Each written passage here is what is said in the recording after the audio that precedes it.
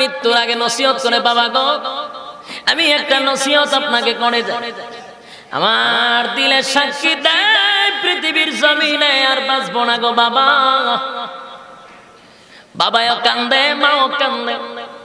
ছোট বাচ্চা যদি একটাই আপনার হয়, একটা সন্তান হয়, সন্তান যদি আপনারে বলে বাবা গো মনে হয় পৃথিবীর জমিনে আর বাঁচবো না, মা বাবার এই মুহূর্তটা কেমন কষ্টের হবে।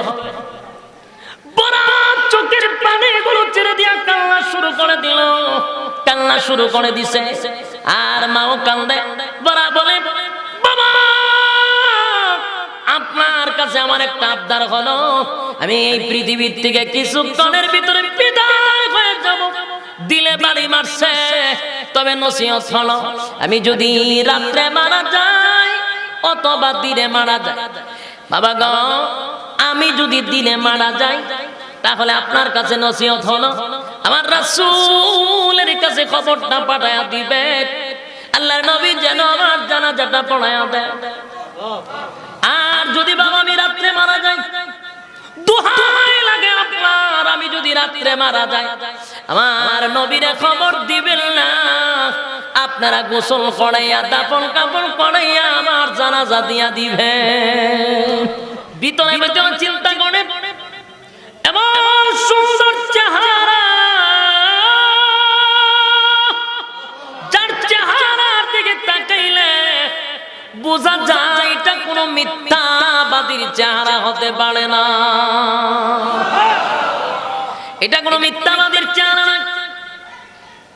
এই চেহারা দেখলে বোঝা যায় এটা আল্লাহর পয়গম্বরের চেহারা, এর মধ্যে কোনো সন্দেহ নেই। ও ভাই বুঝতে পেরে ভিতরে ভিতরে তার মুসর মারে, কিন্তু সাইডে সাইডে বন্ধু বন্ধু জড়িত।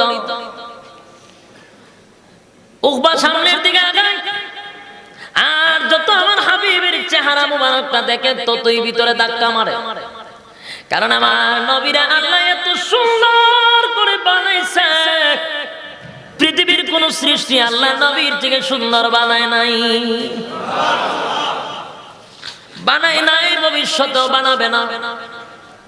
সমস্ত সৃষ্টি জগতের সম্রাট হলেন আল্লাহর হাবিব, কেমন চেহারা দিয়া বানাইছে, যে নবীর চেহারা মুবারকের দিকে যদি কেউ ঈমানের সহিত একবার তাকায় থাকতো, আল্লাহ রাব্বুল আলামিন বলেন ঈমানের সাথে যদি আমার পয়গম্বরের চেহারার দিকে একবার তাকায় গো, আমি আল্লাহ ঘোষণা দিলাম ওই বান্দা বান্দির জন্য জাহান্নাম হারাম।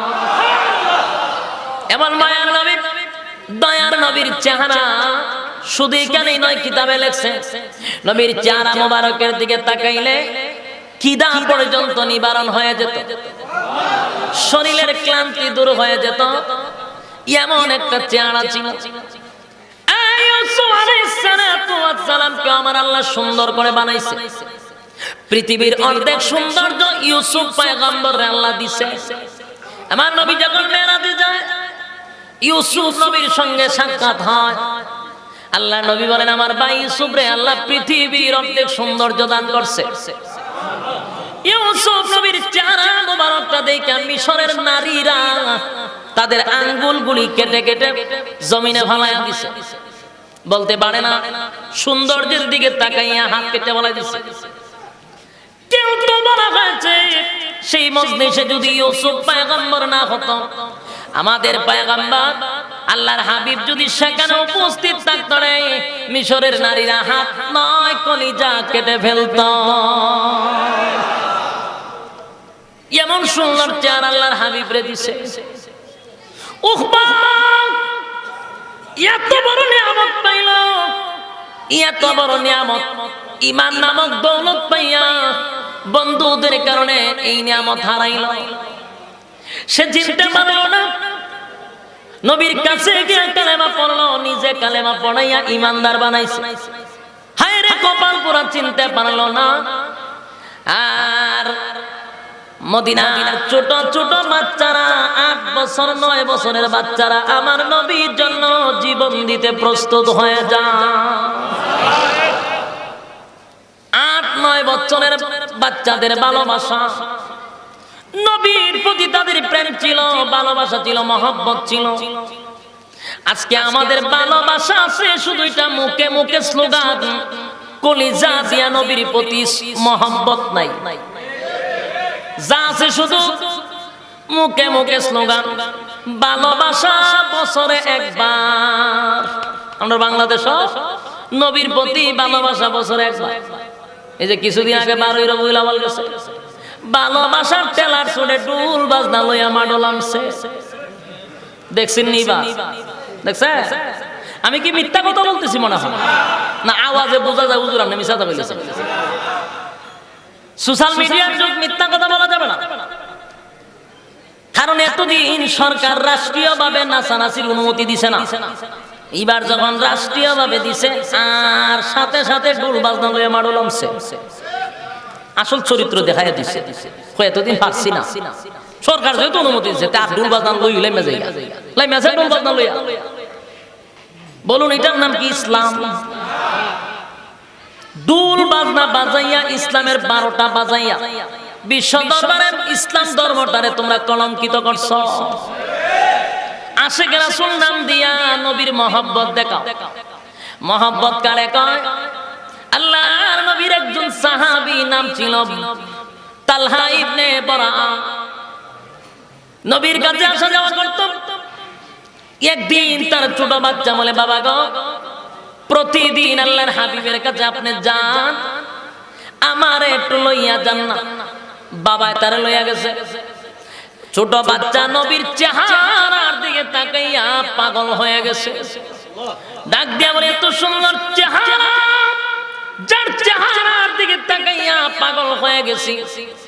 ডাক দিয়া বলেন, হাবিব, আমার বাবা কালেমা পড়ছে গো, আমারেও কালেমা পড়ায়া দে। নবীজি কালেমা পড়ায়া দিছে। এবার বাবার সঙ্গে বাড়িতে যায়। রাস্তার মধ্যে ডাক দিয়া বলে, বাবা একটু কথা আছে। বলে, কার সাথে? বলে, রাসূলের সাথে। বলে, কি কাজ? রাসূলের সঙ্গে তুই কি করবি? বলে, পার্সোনাল কিছু আলোচনা আছে। ছোট বাচ্চা নবীর কাছে গিয়া বলে, আল্লাহর পয়গম্বর, একটু পার্সোনাল আলোচনা। রাসূল বলেন, কি ব্যাপার? বলে, নবী গো, আমি দেখলাম আমার বাবারে আপনি নামাজ পড়তে আদেশ করলেন, ইসলামের অনেক হুকুম আহকাম আমার বাবারে দিলেন, আমারে দি কিছু দিলেন না। আল্লাহর হাবিব বলেন, বাবারে, এখনো তোমার উপরে শরীয়ত আসে নাই। বলে, নবী গো, শরীয়ত না আসলে কি হবে? আমি কি আপনারে মহব্বত কম করি নাকি? আল্লাহর নবী কয়, হাসানা কি? বলে, হ্যাঁ। তাহলে একটা পরীক্ষা নেই, বলে, করেন। যা এই মুহূর্তে তোর বাবার মাথাটা আমার কাছে নিয়ে আয়। একটা তরবারি দিছে নবীজি, আমার সামনে তোর বাবার মাথাটা আমার কাছে নিয়ে আসতো দেখি। আল্লাহর হাবিব বলতে দেরি হইছে, ছোট্ট বাচ্চা তরবারিটা লইয়া একটা দৌড় মারছে বাবার দিকে। বাবা ছায়া দিয়ে ফুটে তরবারি দিয়ে দৌড়ায়। বাবা কি আর দাঁড়ায়? বাবাও দিছে দৌড়। যেই কাছাকাছি চলে গেছে, আল্লাহর হাবিব ডাক দিয়া বলেন, তালহা দাঁড়া, আর সামনে বাড়াবি না। সাথে সাথে তালহা দাঁড়িয়ে গেল। আল্লাহর নবী বলেন, তালহা রে, আমার পরীক্ষায় তুই উত্তীর্ণ হয়েছিস, আর তোর বাবার শরীরে আঘাত করতে হবে না। আমি বাবার সন্তানের মধ্যে দ্বন্দ্ব লাগানোর জন্য আল্লাহ পাঠায় নাই, আমার আল্লাহ পাঠাইছেন, ওমা আরসালনাকা ইল্লা রাহমাতাল লিল আলামিন। রব্বে কারীম আমার পাঠাইছেন রাহমাতাল লিল আলামিন হিসাবে।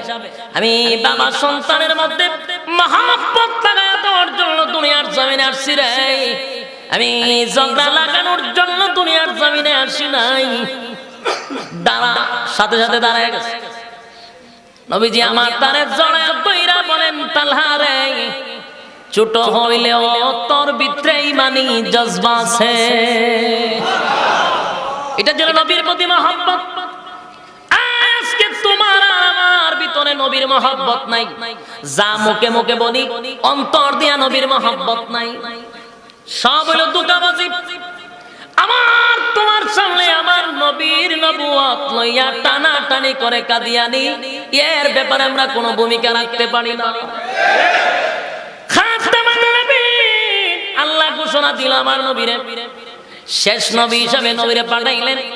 আমরা উম্মত হইয়া আমার নবীর নবুয়তি কাদিয়ানীরা চিনায়া নিয়ে যায়। আমরা প্রতিবাদ করতে গেলে আন্তর্জাতিকভাবে হামলা শুরু হয়। কত বড় কপাল পোড়া আমরা,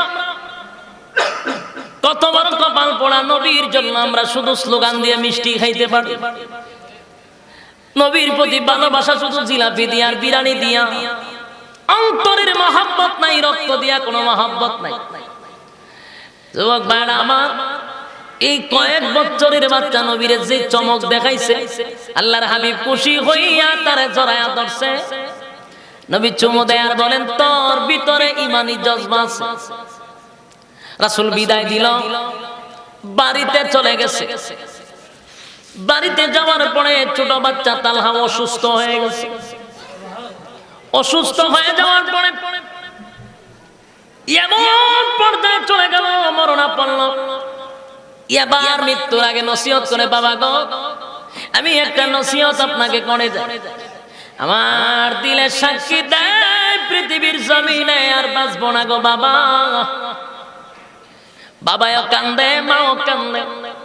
ছোট বাচ্চা যদি একটাই আপনার হয়, একটা সন্তান হয়, সন্তান যদি আপনারে বলে, বাবা গো, মনে হয় পৃথিবীর জমিনে আর বাঁচবো না, মা বাবার এই মুহূর্তটা কেমন কষ্টে হবে।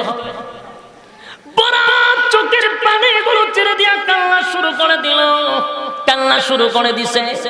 আর মাও কান্দে, বড়া বলে, বাবা আপনার কাছে আমার একটা আবদার হলো, আমি এই পৃথিবীর থেকে কিছুক্ষণের ভিতরে বিদায় হয়ে যাব। দিলে বাড়ি মারছে, তবে নসিহত হলো, আমি যদি রাত্রে মারা যাই অথবা দিনে মারা যায়, বাবা গো, আমি যদি দিনে মারা যাই তাহলে আপনার কাছে নসিহত হলো, আমার রাসূলের কাছে খবরটা পাঠায়া দিবে, আল্লাহর নবী যেন আমার জানাজাটা পড়ায়া দেয়। আর যদি বাবা আমি রাত্রে মারা যাই, দোহাই লাগে আপনার, আমি যদি রাত্রে মারা যাই আমার নবীরে খবর দিবেন না, আপনারা গোসল করাইয়া দাফন কাফন করাইয়া আমার জানাজা দিয়া দিবে। বড়া জিগায়, বাবারে রাসূল তোমারে মহব্বত করে, রাত্রে মারা গেলে নবীরে কেন খবর দিব না? বড়া বলে, বাবা গো, আমি চিন্তা করে দেখেছি, আমি রাত্রে মারা গেলে আমার খবরটা যদি আল্লাহর পয়গম্বরের কান পর্যন্ত পৌঁছে যায়, নবী আমার প্রতি পাগল হইয়া মহব্বত লইয়া, আল্লাহর হাবিব রাত্রের বেলায় পাগল পাগল হইয়া আমার বাড়িতে ছুটে আসবে। আর আমার বাড়ি থেকে নবীর বাড়ি পর্যন্ত প্রায় 10 কিলোমিটারের দূরত্ব আছে। সেখানে অনেক ইহুদি খ্রিস্টান মুনাফিক রাসূলের দুশমন আছে। নবী রাত্রে আসলে তারা যদি নবীর উপরে আক্রমণ করে, আমার নবী যদি আঘাতপ্রাপ্ত হয়, কিয়ামতের কঠিন ময়দানে বলেন না আমি আল্লাহর দরবারে কি জবাব দিব? একটা জবান বন্ধ রাখবেন না, আল্লাহু আকবার। এই মানের আওয়াজে বল আল্লাহু আকবার। এর যুবক ভাই, কয়েক বছরের বাচ্চার ইমানি পাওয়া, ইমানি জজবা, আল্লাহর কুদরত। তালহা রাত্রের বেলা দুনিয়ার থেকে বিদায় হয়ে গেছে। দুনিয়ার থেকে যখন রাত্রের বেলায় বিদায় হয়ে গেল, এমনি বড়া তার নসিহত অনুযায়ী গোসল করাইলেন, কাপন দাপন পড়াইলেন। বাবা নিজের সন্তানের জানাজা পড়াইয়া দিল রে, জানাজা পড়াইয়া কাপন দাপন করে ফেলল। 3 দিন পরে আল্লাহর হাবিবের কাছে খবর পৌঁছে গেল, তালহা দুনিয়ার থেকে বিদায় হয়ে গেছে। নবীজি আমার চিৎকার দিয়া কান্দে আর বলে, বড়া আমার কাছে দিয়ে আসে না, বড়া আরে খবর দে। বড়া রাসূলের সামনে চোখের পানি গুলো ছেড়ে দিয়া কান্দে। নবীজি আমার জিগায়, বড়া কান্দস কেড়ে? বড়া চোখের পানি গুলো ছেড়ে দিয়া কান্দে। বলে, নবী গো, আমার কলিজার টুকরা সন্তানটা 2-3 দিন হলো দুনিয়ার থেকে বিদায় হয়ে গেছে। আল্লাহর হাবিব বলেন, আমি এত মহব্বত করেছি, আমার কলিজার টুকরা সাহাবী দুনিয়া থেকে বিদায় হয়ে গেল, আমার দিক জানাইলি না, আমার দিক কিছু বললি না। বলে নবী গো, আপনার এই সাহাবী ছোট্ট হতে পারে, কিন্তু আপনাকে কলিজার থেকে বেশি মহব্বত করে। আপনার কলিজার থেকে বেশি মহব্বত করে। আমি তো আপনাকে খবর দিতাম, কিন্তু আমার সন্তান নসিহত করছে দিনে যদি মারা যায় আপনারে খবর দেওয়ার জন্য, রাত্রে মারা গেলে আপনার কাছে যেন খবর না পৌঁছায়। তার কারণ হলো 10 কিলোমিটারের ভিতরে আপনার অসংখ্য শত্রু থাকতে পারে।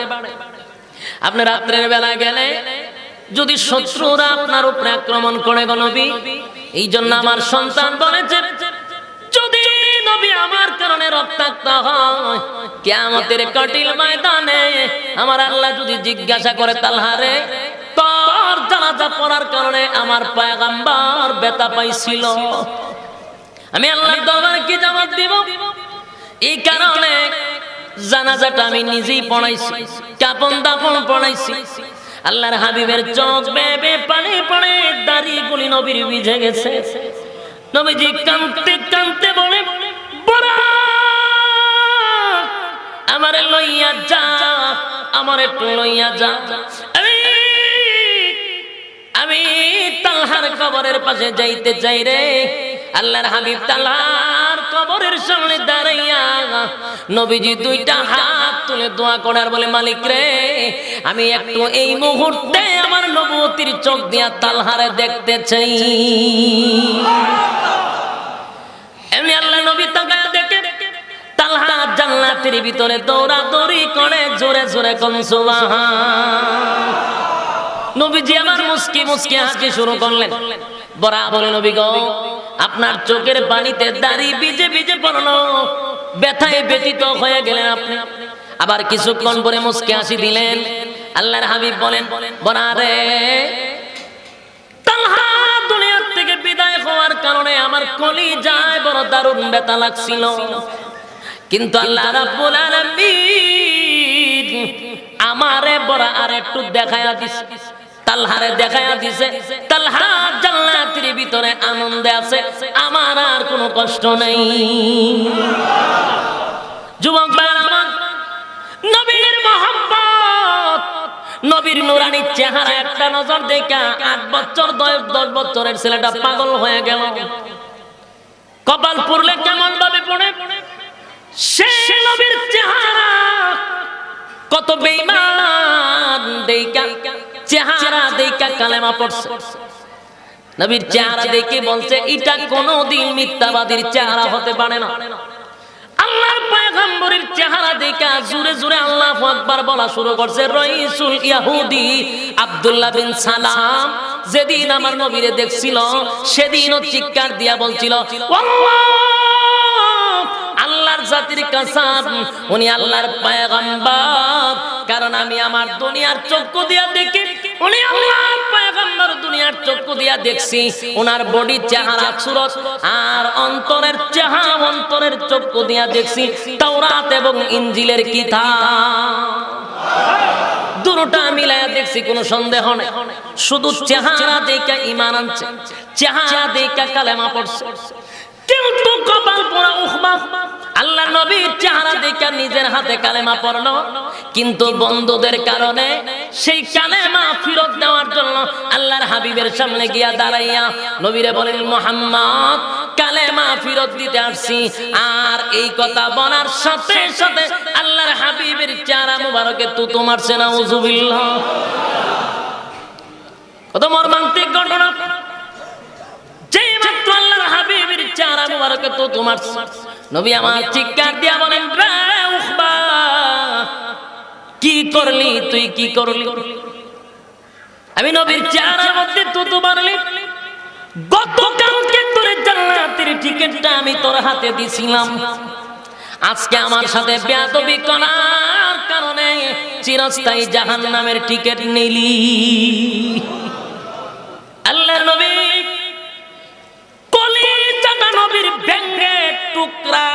টুকরা হয়ে গেছে।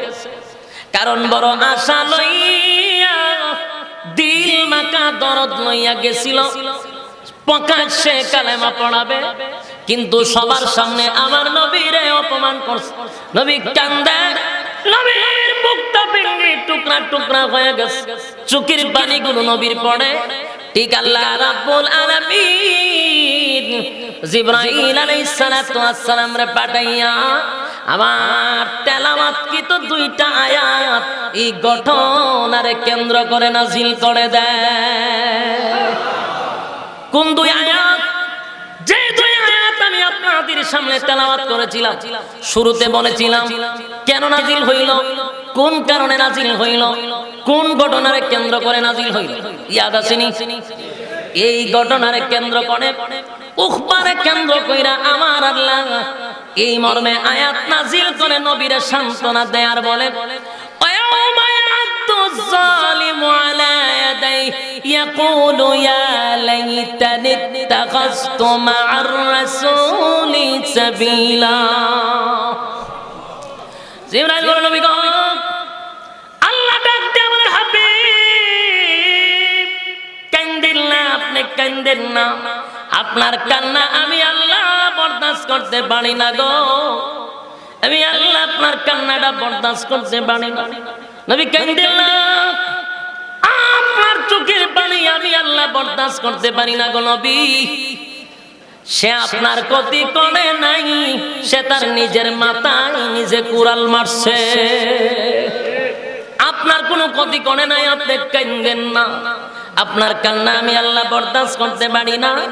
নবীরে সান্ত্বনা দেয়, বন্ধু বন্ধুরে সান্ত্বনা দেয়। আল্লাহর হাবিবকে আল্লাহ সান্ত্বনা দিয়া বলে, হাবিব কান্দিল না, সে আপনার ক্ষতি করে নাই, নিজের ক্ষতি নিজে করছে। আমি আল্লাহ ওয়াদা দিলাম, আপনারে ওয়াদা দিলাম গো, কিয়ামতের কঠিন ময়দানে সে উম্মতকে আপনার সামনে আমি দাঁড় করাবো, আপনার সামনে দাঁড় করাইয়া তার পরিস্থিতিটা আমি আপনাকে দুই চোখে দেখায়া দিব। চিন্তা করবেন না, স্মরণ করেন সেই দিনের কথা, মালিক ইয়াউমিদ্দিন, যেদিন আমি হব বিচারক, আপনি হবেন দু জাহানের বাদশাহ। কান্দেন না আপনি, সেদিন কিয়ামতের ময়দানে আল্লাহ রাব্বুল আলামিন উখবারে দাঁড় করাইবে নবীর সামনে। নবীজি তাকায়া দেখবে উখবা দুইটা হাত গেন্ডারির মতো চাবাইতেছে। গেন্ডারি চিনেননি? কুশার চিনেননি? এটি সাবায়া সাবায়া খায়। উখবা গেন্ডারির মতো হাত চাবাইতেছে, হাতগুলি চাবাইতে চাবাইতে কামড়াবে আর আফসোস করবে, আফসোস। এই আফসোস হলো আমার দ্বিতীয় নাম্বার আয়াত। আল্লাহ রাব্বুল আলামিন বলেন, এরপর আল্লাহ বলেন, ইয়া ওয়াইলাতা লাইতানি লাম আত্তাখিজ ফুলানান খলিলা। আল্লাহ রাব্বুল আলামিন বলেন, হাবিব সেদিন সে বলবে, হায় আফসোস, হায় আফসোস, আফসোস আমার আফসোস, আমি যদি সেদিন এই সমস্ত দুষ্ট লোকদেরকে বন্ধু না বানাইতাম, আমি যদি আবু জাহিলের বন্ধু না বানাইতাম, উখবারে উমাইয়ারে বন্ধু না বানাইতাম, দুষ্ট লোকদেরকে বন্ধু না বানাইতাম, তাহলে আজকে পরিণতি হতো না।